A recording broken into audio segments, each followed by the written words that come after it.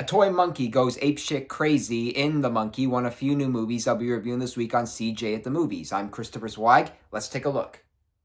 In this latest horror comedy from Longlegs writer-director Osgood Perkins and based on Stephen King's story, he uses a toy monkey that when toyed with kills people in gruesome ways that the people behind Final Destination would eat up. It must be vanquished.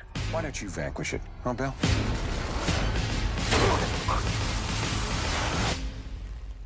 Wait. We begin with two young twins, both played by Christian Convery, who you may remember from Cocaine Bear. One of them is shy, and the other is a jerk, and they both come across the monkey, which begins to destroy their lives. I did everything I could to make it go away. But it had other plans. Years later in their adulthood, with Theo James now playing both roles, the monkey comes back into their lives. The good twin tries to set things right, but the bad twin has devious intentions. No!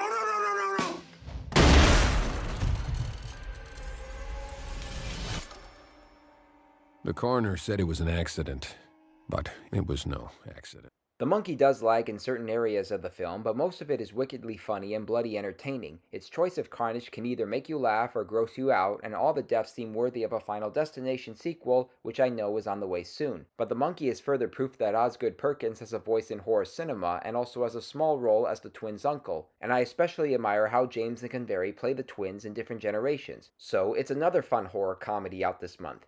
Our next movie is The Gorge, the latest movie from the Black Phone and Doctor Strange director Scott Derrickson, and telling the story of two snipers from different countries who are taken to an undisclosed location for a secret mission which regards something inside the gorge. Whatever is in there can't escape. The two snipers are not allowed to make contact, but they do anyway, and they form a love story. Miles Teller plays an American sniper with nothing to lose, and Anya Taylor-Joy is a Lithuanian sniper working for Russia.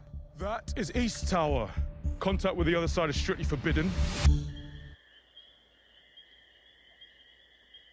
Sigourney Weaver plays the boss behind this mission, and it's clear she's a bad guy, but the movie is less concerned about her and more concerned about the two young snipers and what they uncover in that gorge. And obviously, this contains creatures worthy of a virus movie, and they even look like zombie descendants of either Groot from Guardians of the Galaxy or even the title Knight in The Green Knight.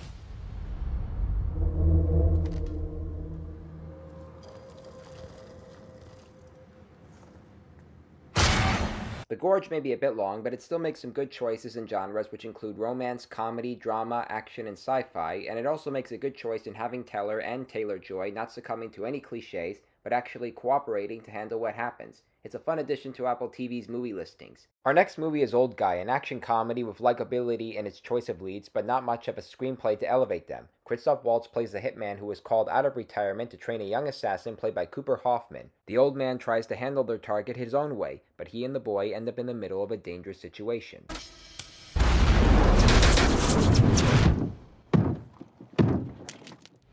The other lead in the film is Lucy Liu, who plays Waltz's old friend, and what these three characters have in common are that they have personal issues. Waltz has hand issues, Hoffman has daddy issues, and Liu has love issues. Old Guy was directed by Simon West, who is best known for directing action movies like Con Air and The Expendables 2. Here he has the right leading characters who have better ambitions than any of the characters in Love Hurts, but the screenplay is forgettable at best. It's showing in a few theaters, don't ask me where, and it's streaming online. It actually makes sense that it's viewed online because it's not worth rushing to the theaters to see. And neither is our next movie, The Unbreakable Boy, which tells the story of an autistic boy with OI who tries to overcome the pain by goofing around and talking a lot. Back, everybody! I have a lizard named Marty and a killer hat collection. When I meet people, I tell them everything. Logan, this is Tyler. He said we can be best friends. All I have to do is shut up. The kid's name is Austin, and he's played by Jacob Laval, and he narrates the film as he examines how he functions and how his parents, played by Zachary Levi and Meghann Fahy, raised him and struggled to completely understand him. I'm failing every day, and the harder I try, the worse I do. Honey, your mistakes don't define you. How you heal does. You've given up so much for this family, and you have never stopped fighting for us. The Unbreakable Boy was directed by John Gunn, who made last year's inspiring drama Ordinary Angels. His latest feature, which has been put on ice for the past 3 years in finding a proper release date, doesn't exceed that film because of its cynicism, and as good as Laval is and inspiring as his story is, this kid does get annoying with how much he talks. As you know, I'm autistic too, but I can't praise every person on the spectrum or the movies that portray them. A movie like Ezra, which didn't find a proper audience last year, knew the stakes, but this one succumbs to stereotypes and cliches. And our last movie is Ex-Husbands, a comedy that has its own ways of dealing with divorce and breakups. As the film begins, a New York dentist played by Griffin Dunne is told by his father, Richard Benjamin, that he's getting divorced. You think you're going to be happier alone? Who says I gotta be alone? Is there someone else? Not at the moment, but say I got 30 good years left in me. 30? 20, 25. You'll be 110. That same dentist is also getting divorced from his wife, Rosanna Arquette. Well, after 35 years, it doesn't feel so much like a Band-Aid as it does my own flesh. We can't break up together. Their eldest son, played by James Norton, is breaking up with his fiancée, and their second son, played by Miles Heiser, finally admits he's gay, but his married lover can't come out of the closet. With everything that you're going through, you sort of present as like a bit needy. It's interesting. I don't see myself that way. And what was supposed to be a bachelor weekend for the brothers and what was supposed to be a personal trip for their father ends up becoming a clash in Mexico.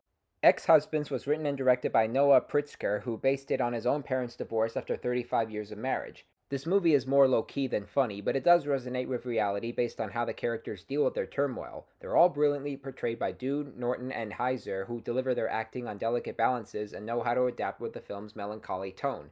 Recapping this week's new movies: thumbs up for The Monkey, thumbs up for The Gorge, thumbs down for Old Guy, thumbs down for The Unbreakable Boy, and thumbs up for Ex-Husbands. Well, those are the new movies I'm reviewing this week. I'm Christopher Zweig. Stay safe, and I'll see you at the movies.